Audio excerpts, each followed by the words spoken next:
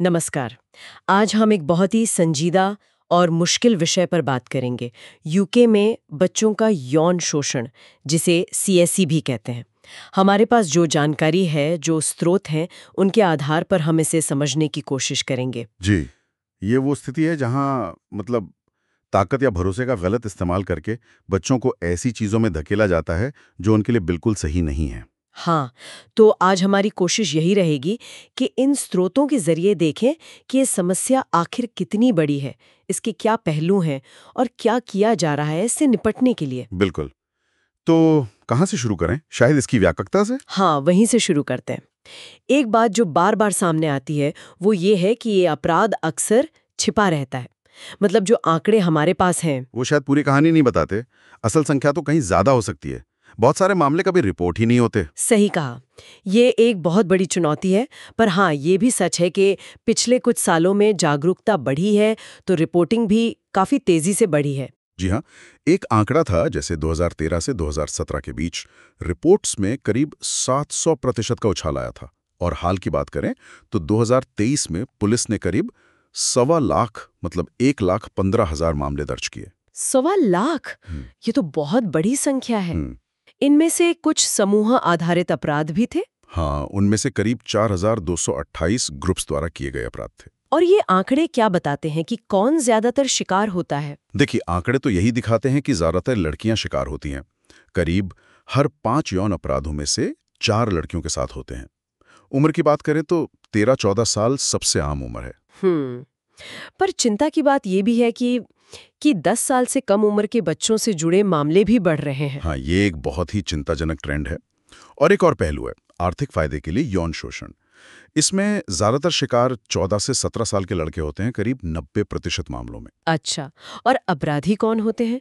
क्या इसके बारे में भी कुछ पता चलता है? हाँ, इंग्लैंड और वेल्स के आंकड़े बताते हैं कि ज्यादातर अपराधी पुरुष हैं, करीब 82%, और उनमें से 90% श्वेत हैं, जो उनकी आबादी के अनुपात से ज्यादा है। ये भी एक अहम बात है। और ये जो समूह आधारित अपराधों की बात हुई। हाँ, उनमें से आधे से ज्यादा, करीब 57%, वो दूसरे बच्चों और युवाओं द्वारा ही किए जाते हैं। और एक और चौंकाने वाली बात जो मैंने पढ़ी कि लगभग 90% मामलों में अपराधी बच्चे का कोई जानने वाला होता है। बिल्कुल, ये उस आम धारणा को तोड़ता है कि खतरा सिर्फ अजनबियों से है। परिवारों के लिए ये स्थिति और भी मुश्किल हो जाती है। हाँ, और 2023 में लगभग 17% समूह आधारित मामले ग्रूमिंग गैंग से जुड़े थे। ये ग्रूमिंग गैंग्स क्या होती हैं? ये ऐसे ग्रुप्स होते हैं जो बच्चों से पहले दोस्ती करते हैं, उनका भरोसा जीतते हैं, उन्हें बहलाते फुसलाते हैं और फिर धीरे धीरे उन्हें यौन शोषण के लिए तैयार करते हैं। बहुत शातिर तरीका होता है ये। Grooming gangs. और यहीं से शायद बात ऑनलाइन दुनिया के खतरों की तरफ भी जाती है। आजकल टेक्नोलॉजी का असर तो हर जगह है। निश्चित रूप से ऑनलाइन दुनिया ने इस समस्या को एक नया और ज्यादा खतरनाक आयाम दे दिया है। नई नई तकनीकें अपराधियों को नए मौके दे रही हैं। जैसे कि क्या खास तरह के खतरे बढ़ रहे हैं ऑनलाइन? एक बड़ा मुद्दा है सेल्फ जनरेटेड तस्वीरें, मतलब बच्चों द्वारा खुद ही बनाई गई अनुचित तस्वीरें। 2024 में ऐसी पहचानी गई तस्वीरों में से 91% सेल्फ जनरेटेड थीं। हम्म। इसमें कभी-कभी साथियों का दबाव भी होता है। हम्म। और ये कॉम नेटवर्क्स क्या हैं जिनका जिक्र स्रोतों में है? ये ऑनलाइन अपराधियों के नेटवर्क हैं। ये बच्चों को फंसाते हैं, फिर उन्हें ब्लैकमेल करते हैं, धमकाते हैं कि वो और यौन सामग्री शेयर करें या खुद को ही नुकसान पहुंचाएं। ओह, ये तो बहुत ही भयानक है। हाँ, और दुख की बात यह है कि कई ऑनलाइन प्लेटफॉर्म्स पर अपराधियों के लिए नकली प्रोफाइल बनाना और एक साथ बहुत सारे बच्चों तक पहुंचना काफी आसान हो जाता है। ये वाकई डरावना है। तो ऑनलाइन खतरों के साथ साथ ये भी जानना जरूरी है कि कौन से बच्चे ज्यादा जोखिम में होते हैं। मतलब क्या कुछ खास वजह हैं जो उन्हें ज्यादा संवेदनशील बना देती हैं? हाँ, कई फैक्टर्स हैं।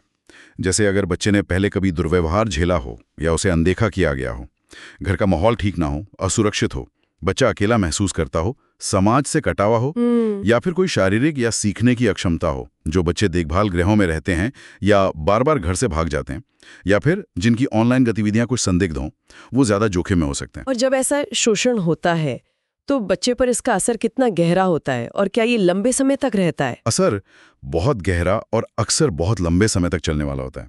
बच्चों में डर बैठ जाता है, उनका आत्मविश्वास बिल्कुल खत्म हो जाता है। चिंता, डिप्रेशन, पीटीएसडी। पीटीएसडी मतलब वो किसी भयानक घटना के बाद होने वाला मानसिक तनाव। हाँ, बिल्कुल। शारीरिक चोटें भी हो सकती हैं यौन संक्रमण का खतरा रहता है, आगे चलकर रिश्ते बनाने में दिक्कतें आती हैं, पढ़ाई छूट जाती है, बहुत कुछ है। जाहिर है इसका असर सिर्फ बच्चे पर ही नहीं रुकता होगा।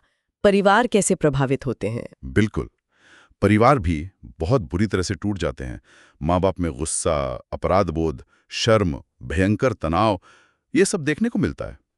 परिवार के रिश्ते बिखर सकते हैं और घर के बाकी लोगों के मानसिक स्वास्थ्य पर भी बहुत बुरा असर पड़ता है। इन सब चुनौतियों को देखते हुए यूके सरकार क्या कर रही है? कानूनी तौर पर क्या इंतजाम है? देखिए, मुख्य कानून तो यौन अपराध अधिनियम 2003 है और इसमें हाल में कुछ सख्ती भी की गई है। जैसे मैंने पहले बताया, 16 साल से कम उम्र के बच्चे के साथ जानबूझकर यौन संबंध बनाना अब सीधे सीधे बलात्कार माना जाएगा। और इसके अलावा कोई खास पहल या ऑपरेशन? हाँ, सरकार ने ये जो ग्रूमिंग गैंग्स हैं, उनके खिलाफ राष्ट्रीय स्तर पर ऑपरेशन चलाए हैं। एक स्वतंत्र आयोग भी बनाया गया है।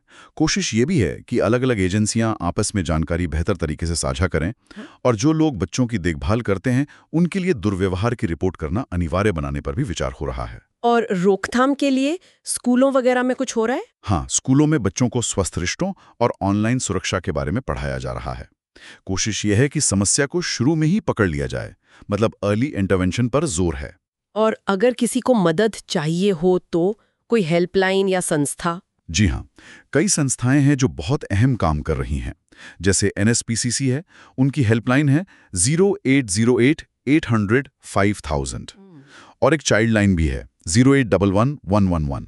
ये पीड़ितों और उनके परिवारों को बहुत ज़रूरी मदद पहुंचाते हैं।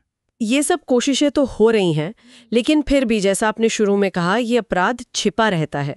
तो क्या मुख्य चुनौतियां अभी भी बनी हुई हैं? हाँ, चुनौतियां तो हैं। पहली, जैसा आपने कहा, अपराध का छिपा हुआ होना। दूसरी, ऑनलाइन अपराध की दुनिया, वो लगातार बदल रही है और ज्यादा जटिल होती जा रही है। तीसरी, कई बार संस्थाओं की तरफ से भी कुछ विफलताएं सामने आई हैं। और चौथी, ये जो ग्रूमिंग की प्रक्रिया है, वो इतनी धीरे धीरे और चालाकी से होती है कि बच्चा खुद ही नहीं समझ पाता कि उसके साथ गलत हो रहा है, कि वो शोषण का शिकार बन रहा है। तो कुल मिलाकर ये स्रोत हमें यही दिखाते हैं कि यूके में CSA बहुत गहरी और लगातार बदलने वाली समस्या है।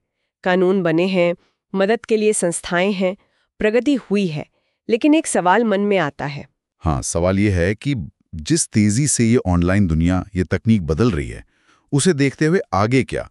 भविष्य में बच्चों को इन नए और बदलते खतरों से बचाने के लिए समाज को, टेक कंपनियों को, संस्थाओं को, सबको मिलकर और क्या नए, क्या ठोस कदम उठाने होंगे? इस पर सोचते रहना और काम करते रहना बहुत जरूरी है।